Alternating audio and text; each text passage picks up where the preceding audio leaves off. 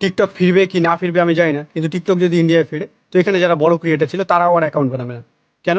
কারণ টিকটকার এই শব্দটাকে না গালি হিসাবে ব্যবহার করা, গালি হিসাবে বেশি ফেমাস ইন্ডিয়ান ইউথদের কাছে। এর কারণটাও খুবই সোজা। টিকটকের মতো প্ল্যাটফর্মে কী হতো, মানুষ এখানে চুলে হাত দিয়ে একটা ভিডিও বানাতো আর রাতারাতি সে সেলিব্রিটির পর্যায়ে চলে যেত। তারপর কেউ আবার মুখ চুপ বেঁকিয়ে জোকারের মতো ফেস করতো, তারাও ফেমাস হয়ে যেত। কিন্তু অন্যান্য প্ল্যাটফর্মে এরকমটা হতো না। প্রপার পরিশ্রম লাগতো, তারপর গিয়ে একটা জায়গা বানানো যেত। তাই ভবিষ্যতে যদি সোশ্যাল মিডিয়ায় কাজ করতে চাই, তাহলে এই জিনিসটা মাথায় রাখবি। সবার উপরে না ইউটিউবকে রাখার চেষ্টা করবি। ইউটিউবে যদি লং ভিডিও বানিয়ে দাঁড়াতে পারিস তো ভাববি আলাদাই মানুষ। আর তারপর রাখবি ইনস্টাগ্রামকে।